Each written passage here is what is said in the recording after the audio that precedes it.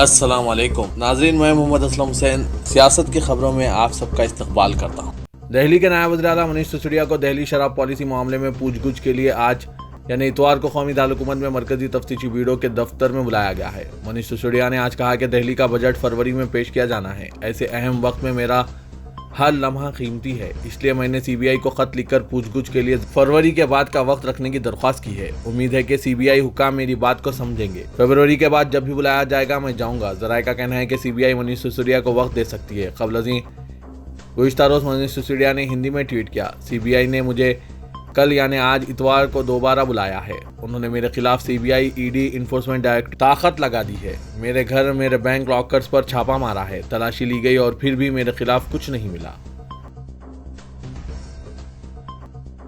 खुद साख्ता धर्मगुरु धर्मेंद्र कृष्णा शास्त्री, जिसे बागेश्वर धाम सरकार के नाम से भी जाना जाता है, इसने आज अपने इस दावे को दोहराया कि हिंदुस्तान बहुत जल्द हिंदू राष्ट्र बन जाएगा। एएनआई मीडिया से बात करते हुए शास्त्री ने कहा, हिंदुस्तान हिंदू राष्ट्र बन जाएगा। यहाँ तक कि आज हमारे प्रोग्राम में बैरूनी साहिलों से लोग भी जमा हुए। वो ईसाईयत पर अमल करते हैं लेकिन सनातन धर्म पर यकीन रखते हैं। उन्होंने मजीद कहा कि इसका मतलब यह है कि गैर मुल्की भी एक ऐसा हिंदुस्तान चाहते हैं जहाँ हर कोई जात पात के फ़र्क को एक तरफ रखते हुए फ़ख्र के साथ हिंदुत्व कह सके। हम हिंदुस्तानी हैं। हिंदुस्तान का मतलब है हिंदुओं का मुकाम। उन्होंने मजीद कहा कि हमारे पास इख्तिदार में आने या हुकूमत बनाने की कोई ख्वाहिश नहीं है, लेकिन अगर कोई हमारा साथ देना चाहते हैं तो इनका खैर मकदम किया जाएगा। हम तमाम हिंदुओं से मुतालबा कर रहे हैं कि वो हमारा साथ दें। शास्त्री ने कहा, हिंदुस्तान बहुत जल्द एक हिंदू राष्ट्र बन जाएगा। उत्तर प्रदेश के शहर आगरा के उलमा इकराम ने मुसलमानों से कहा है कि वो बागेश्वर धाम के धर्मेंद्र शास्त्री की तरफ से मुनक्किदा किसी भी तकरीब में शिरकत ना करें। मध्य प्रदेश में छतरपुर जिले के गुड़ा गांव में वाक़ हनुमान मंदिर बागेश्वर धाम के हेड पुजारी शास्त्री हाल ही में तनाजात में घिरे। आगरा की मस्जिद के मैनेजर मोहम्मद शरीफ काला ने कहा कि धर्मेंद्र शास्त्री मुल्क को तोड़ने की बात कर रहे हैं और मुसलमानों को इनसे दूर रहने को कहा गया। रियासत कर्नाटक के अलन में दरगाह हजरत लाडले मुश्क में आज सख्त सिक्योरिटी इंतजाम के दरमियान मुसलमानों और हिंदुओं ने एक के बाद दीगर उर्स और महाशिवरात्रि की रस्मात अंजाम दी। कर्नाटक वक्फ बोर्ड ट्रिब्यूनल और फिर कर्नाटक हाईकोर्ट की कलबुर्गी बेंच के अहकाम पर यह काम किया गया। मुसलमानों ने 12 बजे दिन से पहले उर्स की रस्मात अंजाम दी और फिर सदालिंगा स्वामी की ज़रिए क़यादत हिंदुओं ने दोपहर में दरगाह के अहाते में रघु चैतन्य शिवलिंग की पूजा की। दुकानात और तिजारती इदारे दिन भर बंद रहे। बाज़ दुकानदारों ने बताया कि उन्होंने पुलिस की हिदायत पर अपनी दुकानात बंद की थी। बहरहाल सुप्रिंटेंडेंट पुलिस ईशा पंत ने जो गुज़िश्ता चंद दिन से अमन व अमान को यकीनी बनाने इस टाउन में मुक़ीम है, कहा कि पुलिस ने दुकानदारों को दुकानात बंद करने पर मजबूर नहीं किया। पब्लिक ट्रांसपोर्ट मफलूज हो गया था और खानगी गाड़ियों को भी टाउन में आमद-ओ-रफ्त की इजाज़त नहीं दी गई। हर तरफ रुकावटें खड़ी कर दी गई थी और टाउन के मज़ाफ़ात में तमाम गाड़ियों को रोक दिया गया था। हरियाणा के भिवानी में गौ स्मगलिंग के इल्ज़ाम आयद करके 2 मुस्लिम नौजवानों जुनैद और नासिर को बोलेरो कार में मार देने के मामले में राजस्थान पुलिस ने रिंकू सैनी नामी एक मुलजिम को गिरफ्तार कर लिया है, जबकि दीगर 6 अफराद को तहवील में लेकर पूछताछ की जा रही है। इस बीच क्लेजी मुलजिम मोनू वानेसर की गिरफ्तारी की कोशिश भी राजस्थान पुलिस ने तेज कर दी है। इस बीच बीजेपी के इख्तिदार वाले हरियाणा की पुलिस को भी अचानक मोनू को पुराने केस में मतलूब हो गया है और वो भी इसको तलाश कर रही है। एक तरफ जहां इस भयानक वारदात की मजम्मत की जा रही है, वहीं भगवा टोला मुलजिमीन के दिफा में सरगर्म हो गया है। अलबत्ता राजस्थान के वज़ीर आला अशोक गहलोत ने मुलजिमीन के खिलाफ कार्रवाई की यकीन दहानी कराई है। उन्होंने जुनैद और नासिर के गमज़दा अहले खाना से मुलाकात भी की, जबकि सीपीएम लीडर बृंदा करत ने भरतपुर में मकतूल नौजवानों के घर पहुंचकर इनके अहले खाना से इज़हार ताज़ियत किया।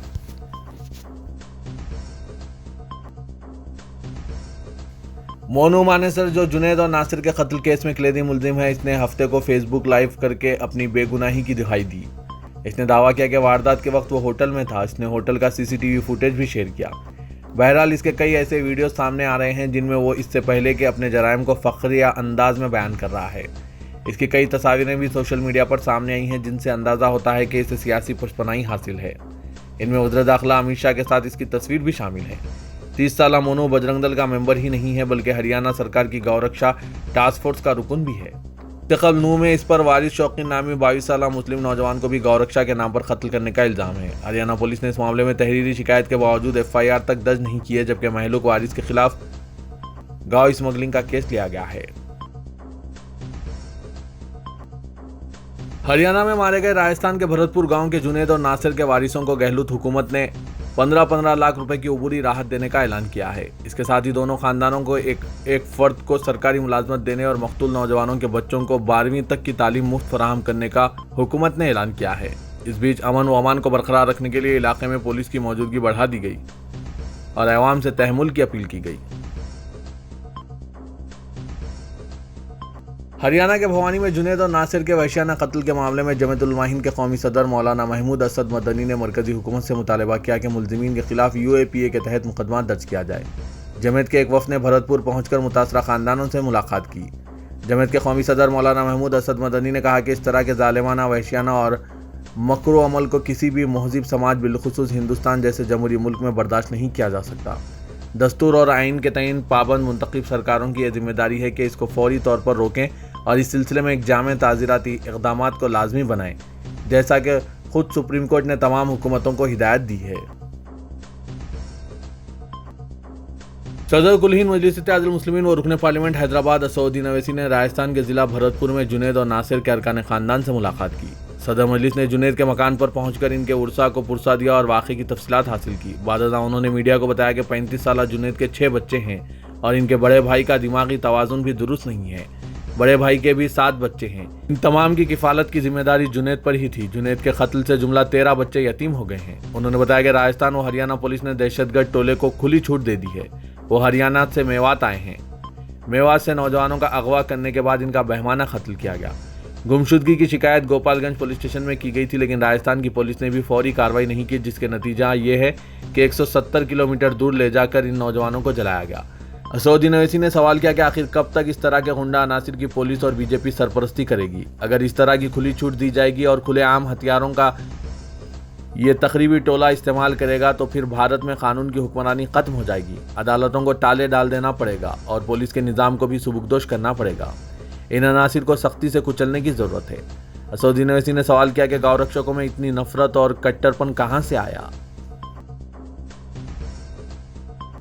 मरकजी इलेक्शन कमीशन की जानिब से शिवसेना का नाम और इंतखाबी निशान तीर कमान हैरत अंगेज तौर पर एकनाथ शिंदे ग्रुप को देने के फैसले के बाद पार्टी सरबराह उद्धव ठाकरे पूरी तरह से फॉर्म में नजर आ रहे हैं। इनके तेवर और इनका अंदाज वही पुराने शिव सैनिकों जैसा नजर आ रहा है।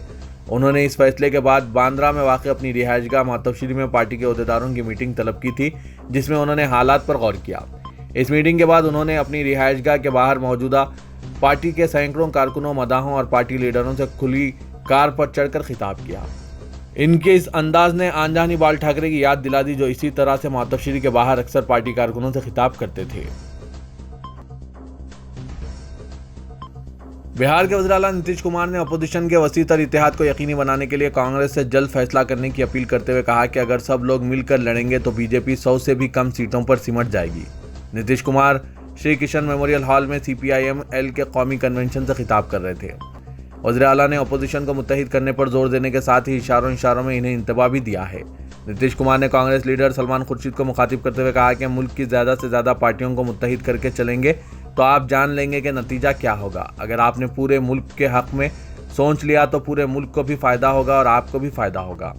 आप लोग जिस दिन फैसला करेंगे इसी दिन हम सब लोग मुत्तहिद हो जाएंगे और 2024 का लोकसभा इलेक्शन मिलकर लड़ेंगे।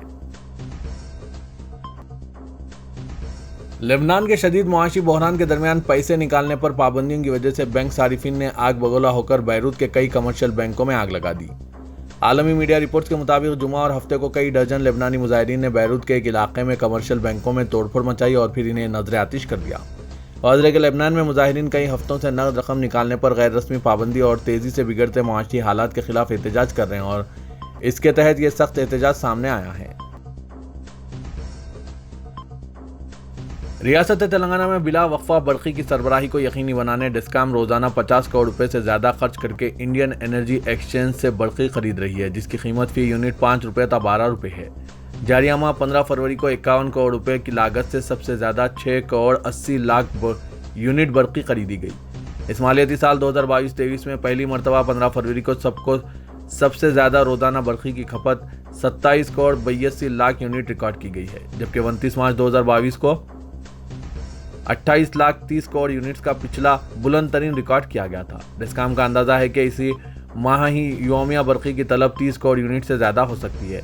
तलब के मुताबिक बरक़ी की सरबराही के लिए गुज़िश्ता माह ही 1050 करोड़ रुपए ज़्यादा खर्च किए गए थे। ताज़ा हालत में हुकूमत ने नया हुक्मनामा जारी किया है, जिसमें बरक़ी खरीदने 5000 करोड़ रुपए कर्ज की जमानत दी गई। मेदक पुलिस की अजियत रसानी और पुलिस तहवील में जख्मी कैदी खदीर खान की मौत का डायरेक्टर जनरल पुलिस तेलंगाना ने सख्त नोट लिया है। डीजीपी अंजनी कुमार ने inspector general police Chandrashekhar Reddy को तहकीकात का हुक्म दिया और सीनियर पुलिस ओहदेदार जिला कामारेड्डी से तहकीकात करवाने और निगरानी का आईजीपी को हुक्म जारी किया है। साथ ही वाक़े में मुलविस इंस्पेक्टर और सब इंस्पेक्टर के खिलाफ कार्रवाई के अहकाम जारी किए हैं। गुज़रे के 5 दिन पुलिस तहवील में जुल्म व ज्यादती का शिकार खदीर खान गुज़िश्ता रोज गांधी हॉस्पिटल में इलाज के दौरान फौत हो गए। पुलिस की मारपीट और जुल्म व ज्यादती के सबब खदीर खान की हड्डियां टूट गई थी और गुर्दे नाकारा हो गए थे। खदीर को 5 दिन मेदक पुलिस ने गैर इंसानी मारपीट का निशाना बनाया और जैसे ही खदीर की हालत बिगड़ गई, इसको छोड़ दिया गया। सब इंस्पेक्टर राजशेखर और 2 कांस्टेबल प्रशांत और पवन ने खदीर पर जुल्म व ज्यादती की थी। महकमा तालीम ने रियासत तेलंगाना में शदीद गर्मी के पेश नज़र 15 मार्च से एक शिफ्ट में क्लासेस का इनेकाद करने का फैसला किया है। तमाम स्कूल्स के औकात सुबह 7:45 बजे तक दोपहर 12 बजे तक रहेंगे। तलबा को गर्मी की शिद्दत से बचाने के लिए फैसला किया गया है। 10वीं जमात के सालाना इम्तिहानात 3 ta 13 अप्रैल मुनक़िद किए जाएंगे और 11 जून गर्मियों की तातीलात रहेंगी। तेलंगाना बीजेपी के रियासती सदर बंडी संजय कुमार ने जिला राजाना सरसला में मुनक़िदा एक तकरीब के दौरान मुतनाज़ा रिमार्क्स किए हैं। जिले के मुस्ताबाद मंडल के मौजा गडम में छत्रपति शिवाजी के मुजस्मे की नकाबकशाई के बाद मुनक़िदा तकरीब को खिताब करते हुए बंडी संजय ने कहा कि रियासत तेलंगाना का पूरा माहौल हिंदुत्व जज्बात से पुर हो गया है। उन्होंने मजीद कहा कि ज़ाफ़रानी रंग के परचम तले काम करने वाले ही हकीकी हिंदू हैं, ख्वाह वो किसी भी सियासी जमात से इल्हाक रखते हों, और इस किस्म के हिंदुओं की खिदमत सिर्फ हिंदू समाज ही तस्लीम करेगा। उन्होंने अवाम पर जोर दिया कि वो वोटों के हुसूल के लिए सियासत खेलने वालों को मुस्तरद कर दें। बीजेपी लीडर ने अवाम से कहा कि वो छत्रपति शिवाजी की तालीमात से वाक़फियत हासिल करते हुए इन पर अमलावरी करें।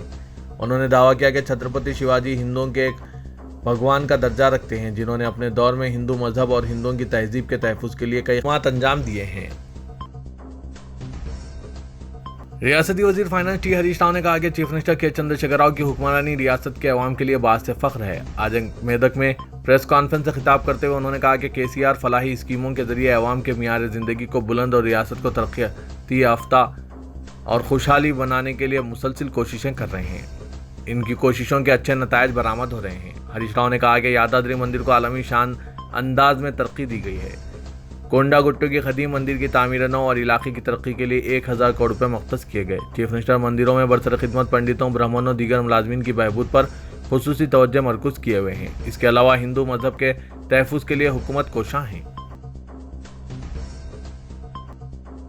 दोनों शहरों हैदराबाद और सिकंदराबाद में आज शब मेराज का खुशू व खुजू के साथ एहतमाम किया गया। मसाजिदों में रात भर खुसूसी इबादतों, तिलावत कुरान, जिक्र व अज़कार का एहतमाम किया गया। फ़ज़ाइल शब मेराज के जलसे व महाफिल मुनक़िद किए गए। सबसे बड़ा इज्तिमा तारीख़ी मक्का मस्जिद में देखा गया, जहाँ हाफ़िज़ व क़ारी इमाम मक्का मस्जिद अब्दुल अली सिद्दीक़ी ने नमाज इशा की इमामत की। हज़ारों फ़र्जंदान तौहीद ने नमाज इशा अदा की। शहर के मुख्तलिफ़ मसाजिद और कई मुक़ामात पर जलसे आए शब मेराज नबी सल्लल्लाहु अलैहि वसल्लम मुनक़िद किए गए।